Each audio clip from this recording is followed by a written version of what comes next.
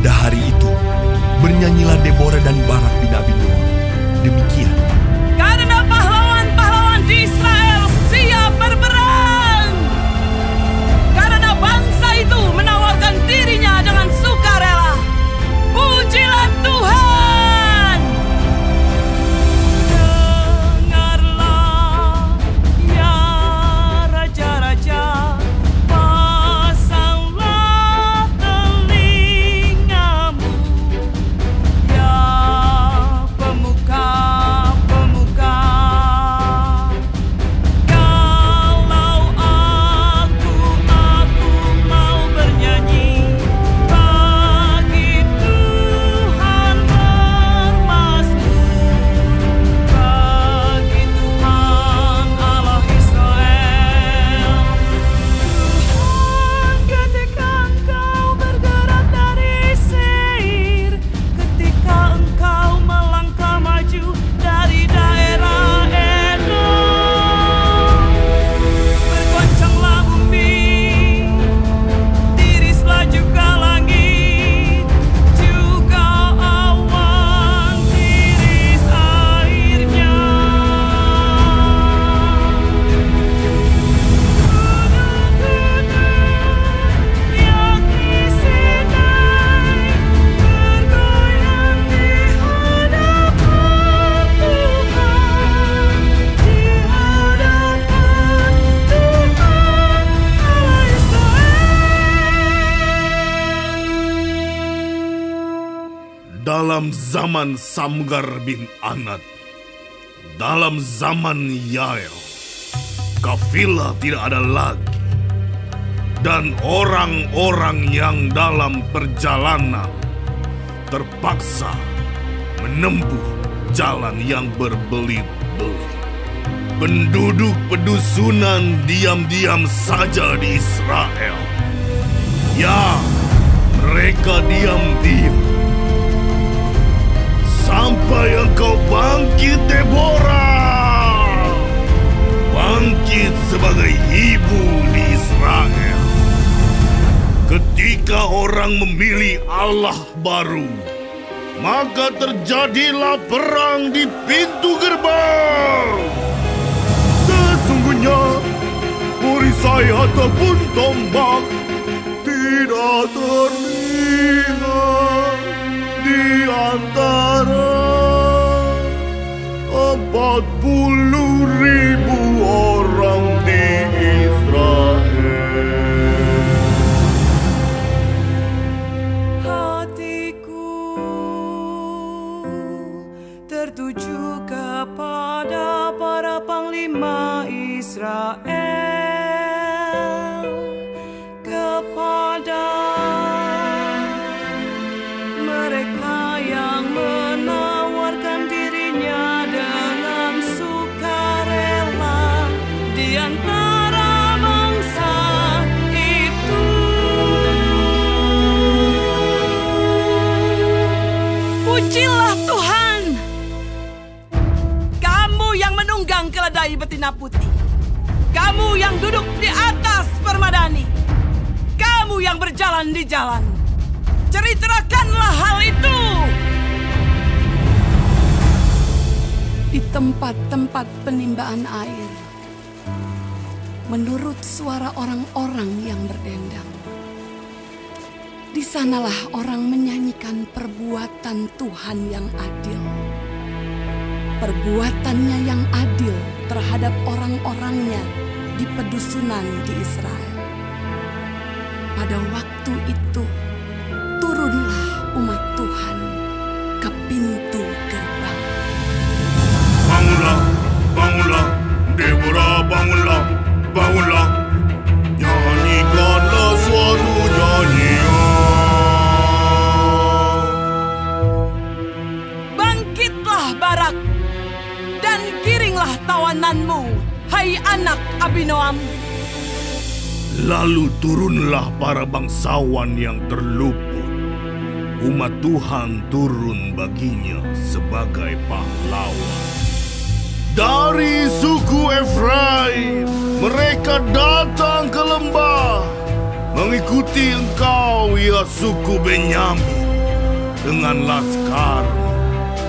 Dari suku Makhir turunlah para panglima, dan dari suku Zebulon orang-orang pembawa tongkat penggerak.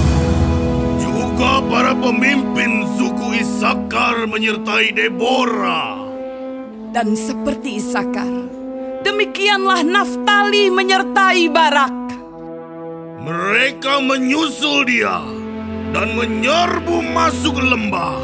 Tetapi pihak pasukan-pasukan suku Ruben ada banyak pertimbangan. Mengapa engkau tinggal duduk di antara kandang-kandang sambil mendengarkan seruling pemanggil kawanan? Di pihak pasukan-pasukan suku Ruben ada banyak pertimbangan. Orang Gilead tinggal diam di seberang sungai Yordan. Dan suku Dan, mengapa mereka tinggal dekat kapal-kapal? Suku Asher duduk di tepi pantai laut, tinggal diam di teluk-teluknya. Tetapi suku Zebulon ialah bangsa yang berani mempertaruhkan nyawanya. Demikian juga suku Naftali di tempat-tempat tinggi di padang. Raja-raja datang dan berperang. Pada waktu itu, raja-raja Kanaan berperang dekat Taanak pada mata air di Megido. Tetapi perak sebagai rampasan tidak diperoleh mereka. Dari langit berperang bintang-bintang. Dari peredarannya mereka memerangi Sisera. Sungai Kison menghanyutkan musuh. Kison, sungai yang terkenal dari dahulu kala itu. Majulah sekuat tenaga, hai jiwaku. Ketika itu menderaplah telapak kuda karena berpacu lari kuda-kudanya. Kutukilah kota Meros, firman malaikat Tuhan. Kutukilah habis-habisan penduduknya, karena mereka tidak datang membantu Tuhan sebagai pahlawan. Diberkatilah Yael, istri Heber, orang Keni itu, melebihi perempuan-perempuan lain. Diberkatilah ia, melebihi perempuan-perempuan yang di dalam kemah.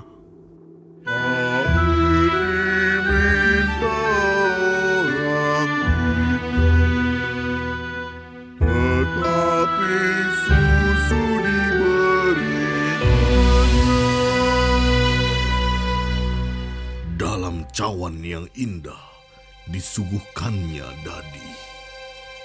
Tangannya diulurkannya mengambil patung. Tangan kanannya mengambil tukul-tukul. Dipukulnya Sisera, dihancurkannya kepalanya, diremukkan dan ditembusnya pelipisnya. Dekat kakinya, orang itu rebah, tewas tergeletak. Dekat kakinya, orang itu rebah dan tewas. Di tempat ia rebah, di sanalah orang itu tewas digagahi. Dari jendela, ibu Sisera menjenguk dan berseru dari tingkap. Mengapa keretanya tak kunjung datang? Mengapa kereta-keretanya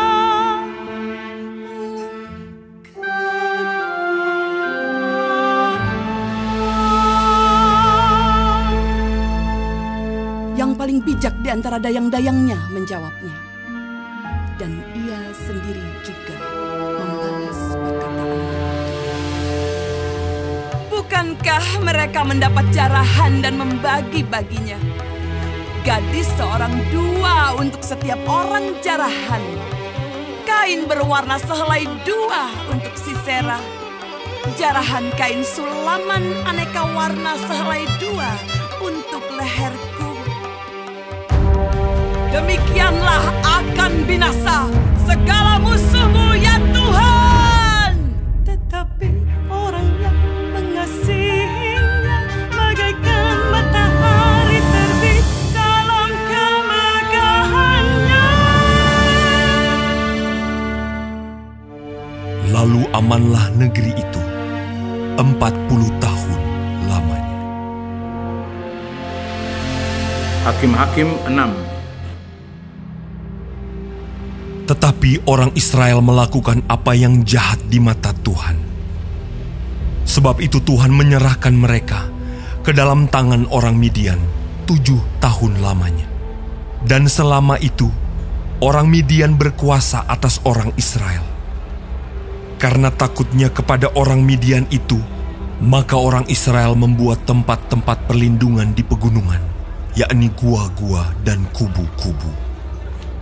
Setiap kali orang Israel selesai menabur, datanglah orang Midian, orang Amalek, dan orang-orang dari sebelah timur, lalu maju mendatangi mereka.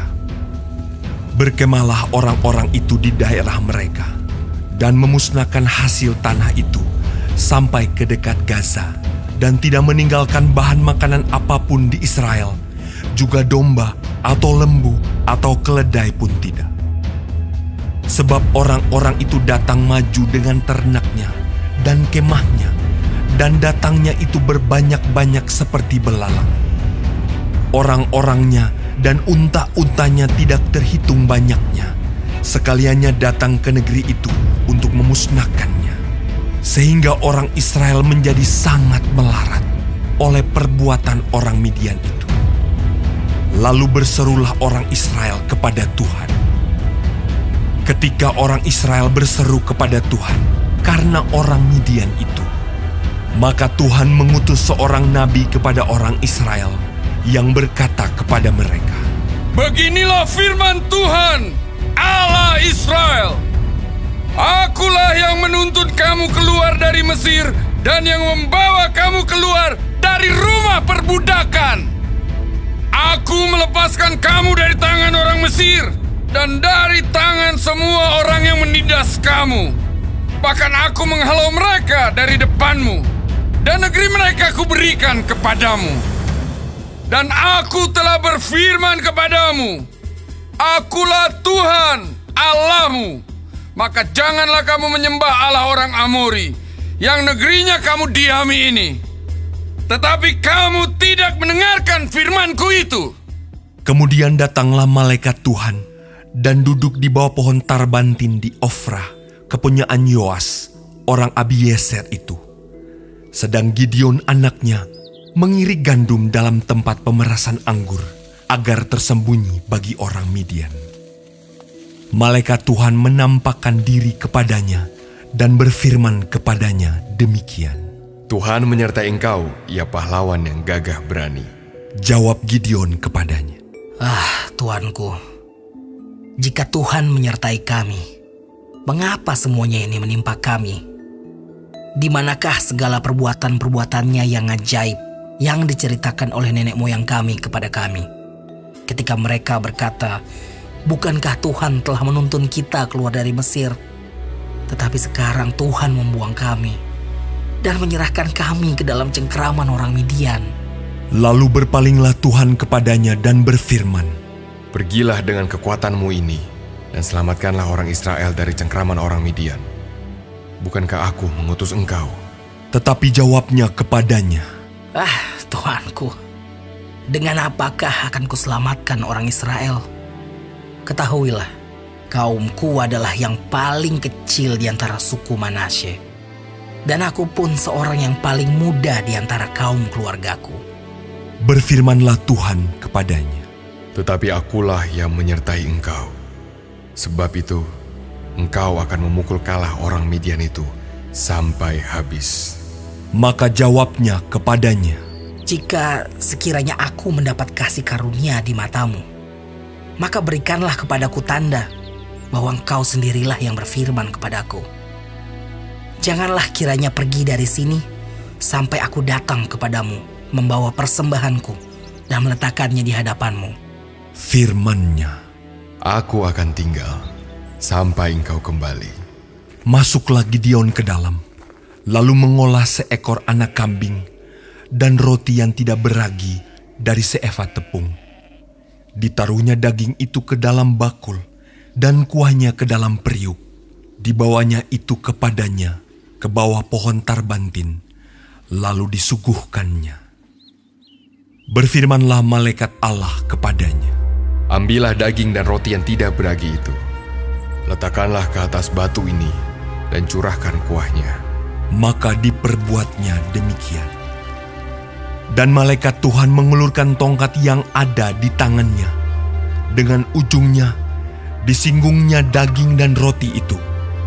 Maka timbullah api dari batu itu dan memakan habis daging dan roti itu. Kemudian hilanglah malaikat Tuhan dari pandangannya.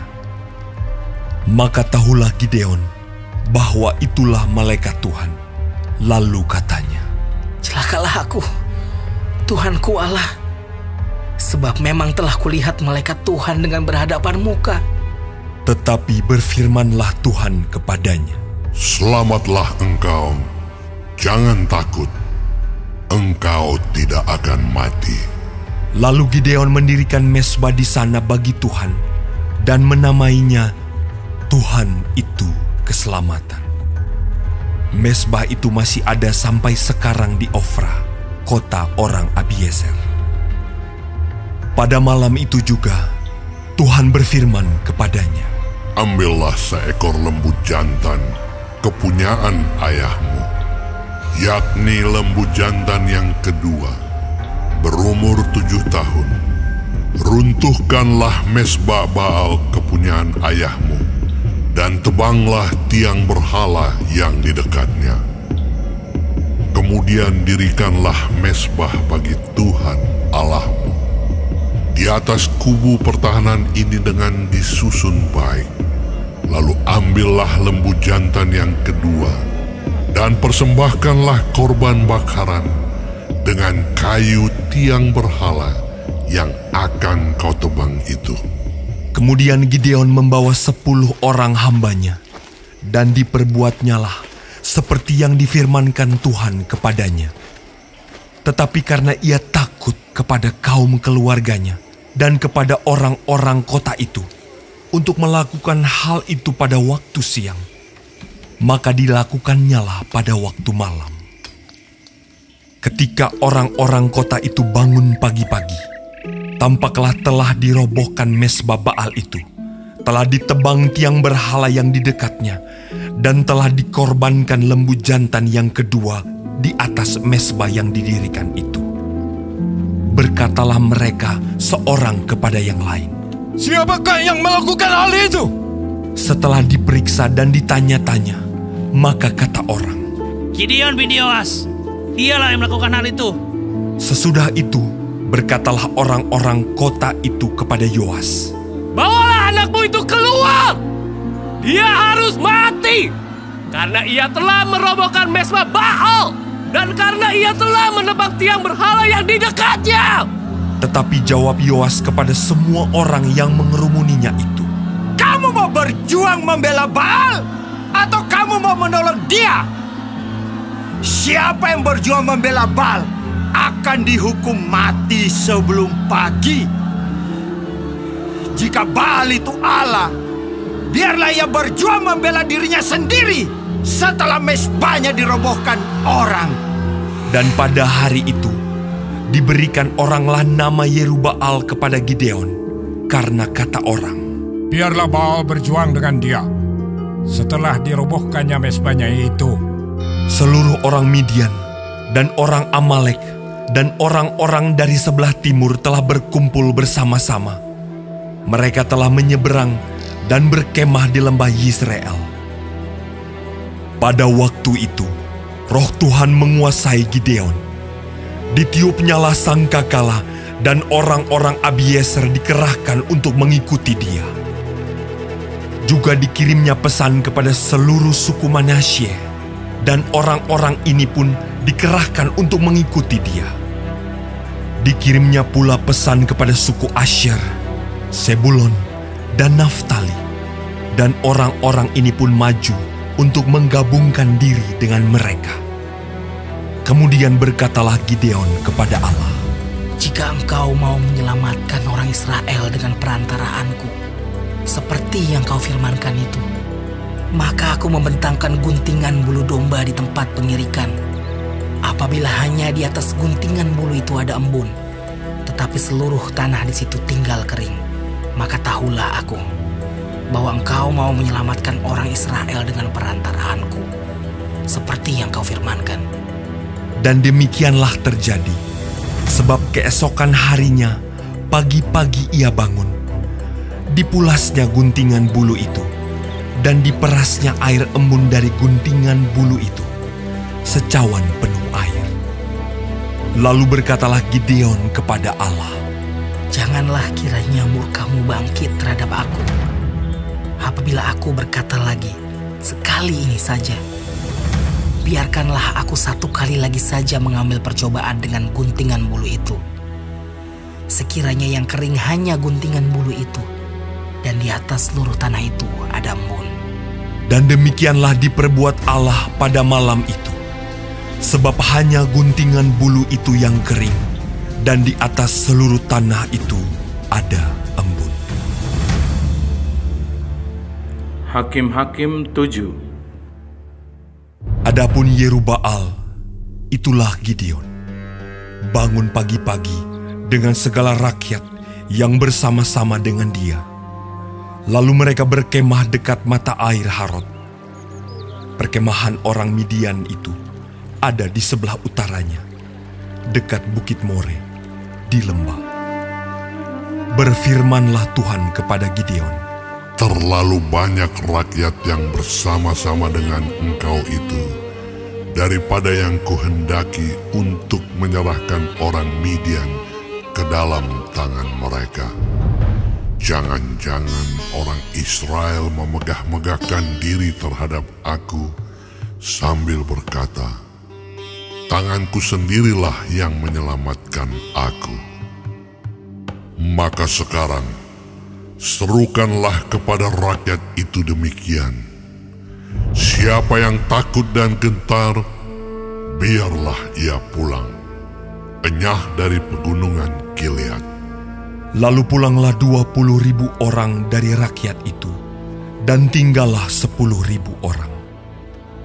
Tetapi Tuhan berfirman kepada Gideon, "Masih terlalu banyak rakyat.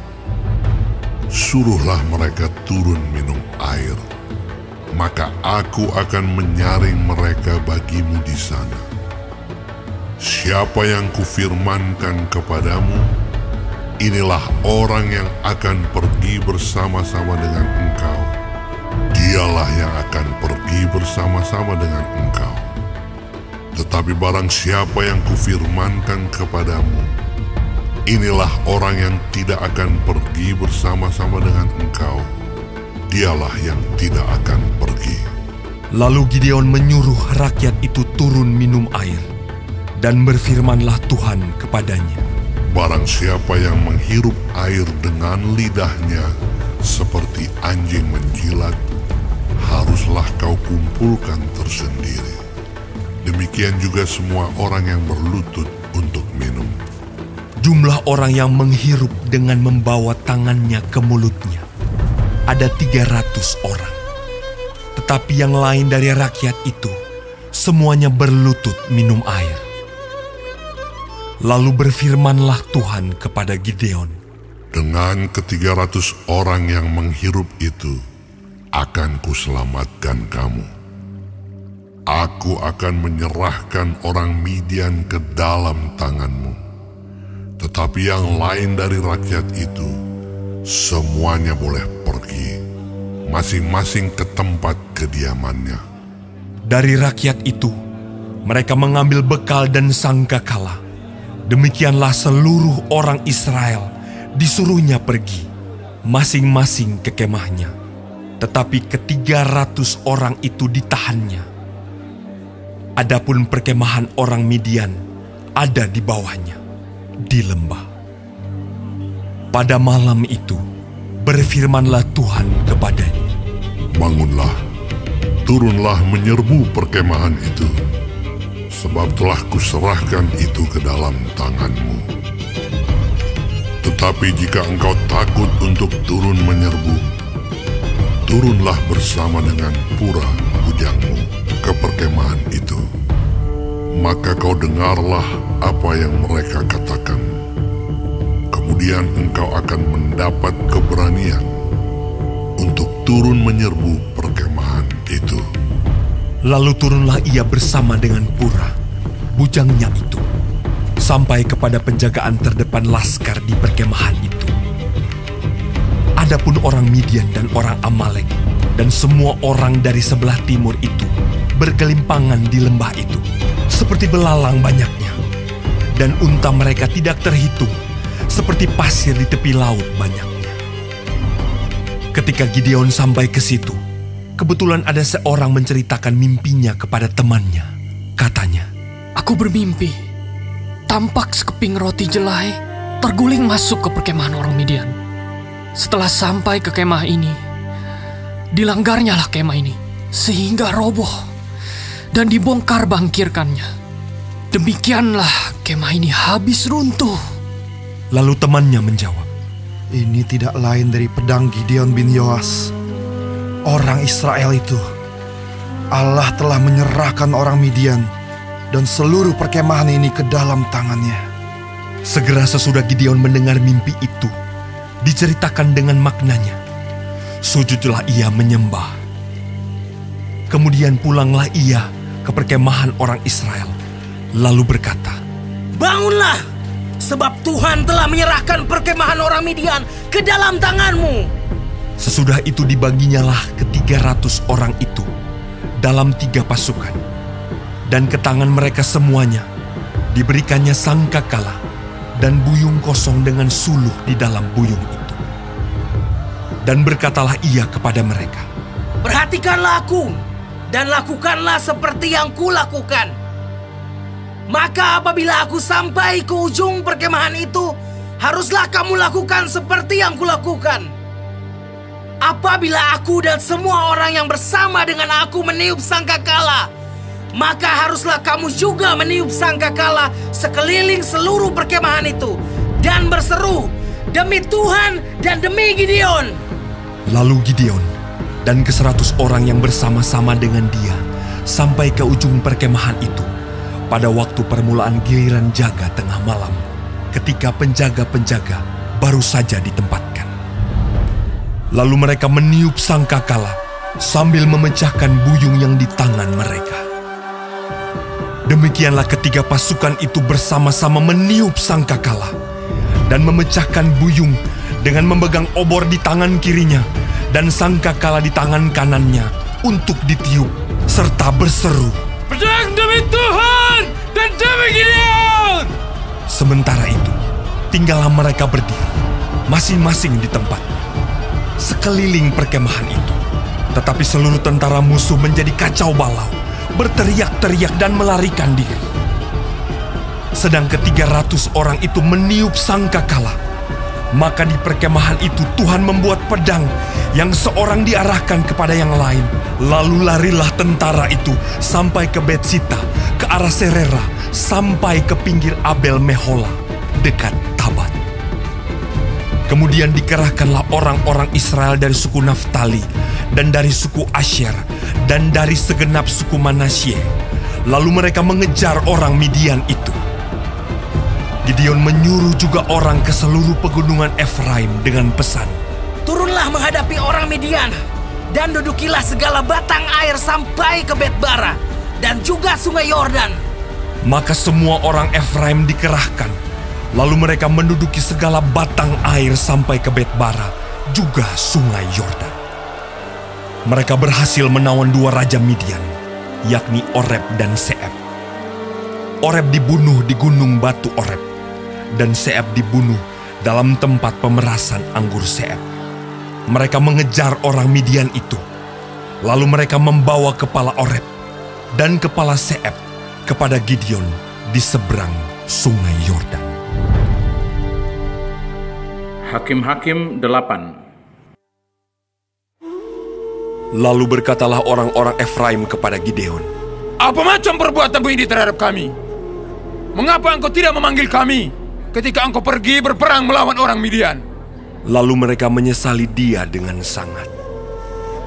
Jawabnya kepada mereka, Apa perbuatanku dalam hal ini jika dibandingkan dengan kamu?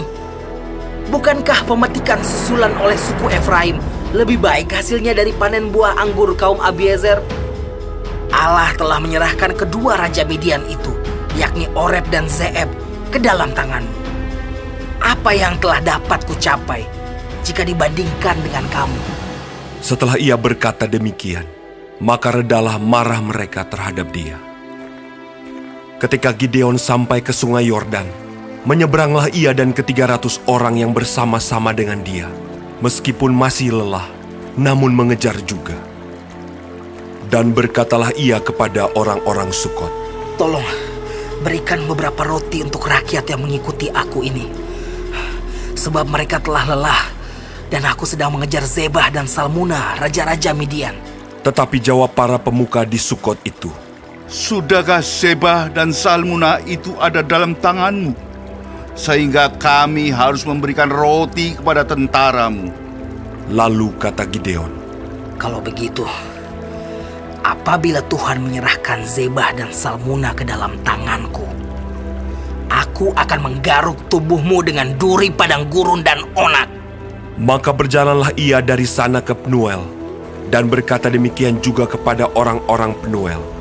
Tetapi orang-orang ini pun menjawabnya seperti orang-orang Sukot. Lalu berkatalah ia juga kepada orang-orang Penuel, Apabila aku kembali dengan selamat, maka aku akan merobohkan menara ini. Sementara itu Zebah dan Salmuna ada di Karkor bersama-sama dengan tentara mereka. Kira-kira 15.000 orang banyaknya, yakni semua orang yang masih tinggal hidup dari seluruh tentara orang-orang dari sebelah timur. Banyaknya yang tewas, ada 120.000 orang yang bersenjatakan pedang. Gideon maju melalui jalan orang-orang yang diam di dalam kemah di sebelah timur Nobah dan Yokbeha, lalu memukul kalah tentara itu ketika tentara itu menyangka dirinya aman. Zebah dan Salmuna melarikan diri, tetapi Gideon mengejar mereka dan menawan kedua raja Midian itu, yakni Zebah dan Salmuna, sedang seluruh tentara itu dicerai-beraikan. Kemudian kembalilah Gideon bin Yoas dari peperangan dengan melalui pendakian Heres. Ditangkapnyalah seorang muda dari penduduk Sukot. Setelah ditanyai, orang itu menuliskan nama para pemuka dan para tua-tua di Sukot untuk Gideon, 77 orang banyaknya. Lalu pergilah Gideon kepada orang-orang Sukot sambil berkata, Inilah Zebah dan Salmuna, yang karenanya kamu telah mencela aku dengan berkata, Sudahkah Zebah dan Salmuna itu ada dalam tanganmu, sehingga kami harus memberikan roti kepada orang-orangmu yang lelah itu? Lalu ia mengumpulkan para tua-tua kota itu. Ia mengambil duri padang gurun dan onak dan menghajar orang-orang Sukot dengan itu. Juga menara Penuel dirobohkannya dan dibunuhnya orang-orang kota itu. Kemudian bertanyalah ia kepada Zebah dan Salmuna, Di manakah orang-orang yang telah kamu bunuh di Tabor itu? Jawab mereka, Mereka itu serupa dengan engkau. Sikap mereka masing-masing seperti anak raja. Lalu kata Gideon, Saudara-saudarakulah itu, anak-anak ibuku. Demi Tuhan yang hidup, seandainya kamu membiarkan mereka hidup, aku tidak akan membunuh kamu. Katanya kepada Yeter, anak sulungnya, Bangunlah, bunuhlah mereka. Tetapi orang muda itu tidak menghunus pedangnya, karena ia takut, sebab ia masih muda. Lalu kata Zebah dan Salmuna, bangunlah engkau sendiri, dan paranglah kami. Sebab seperti orangnya, demikian pula kekuatannya. Maka bangunlah Gideon, dibunuhnya Zebah dan Salmuna. Kemudian diambilnya bulan-bulanan yang ada pada leher unta mereka. Kemudian berkatalah orang Israel kepada Gideon, biarlah engkau memerintah kami, baik engkau, baik anakmu, maupun cucumu, sebab engkaulah yang telah menyelamatkan kami dari tangan orang Midian. Jawab Gideon kepada mereka, aku tidak akan memerintah kamu, dan juga anakku tidak akan memerintah kamu, tetapi Tuhan yang memerintah kamu. Selanjutnya kata Gideon kepada mereka, satu hal saja yang kuminta kepadamu.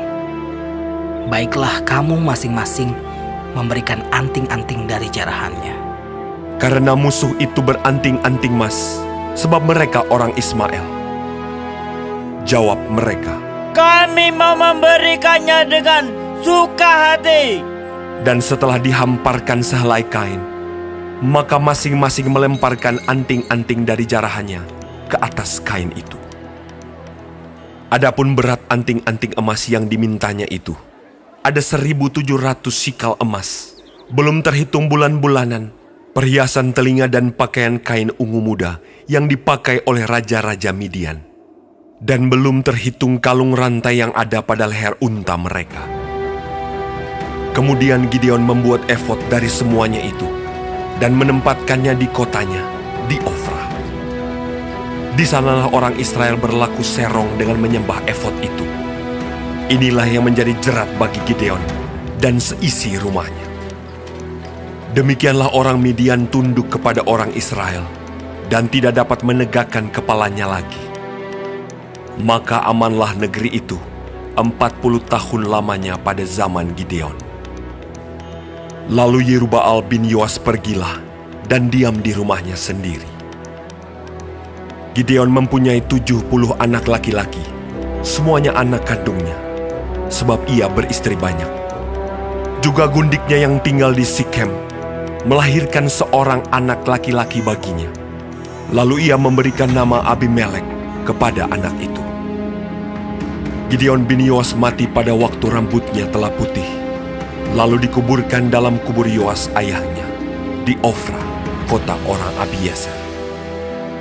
Setelah Gideon mati, kembalilah orang Israel berjalan serong dengan mengikuti para Baal dan membuat Baal Berit menjadi Allah mereka. Orang Israel tidak ingat kepada Tuhan Allah mereka yang telah melepaskan mereka dari tangan semua musuhnya di sekelilingnya. Juga tidak menunjukkan terima kasihnya kepada keturunan Yerubbaal Gideon, seimbang dengan segala yang baik yang telah dilakukannya kepada orang Israel.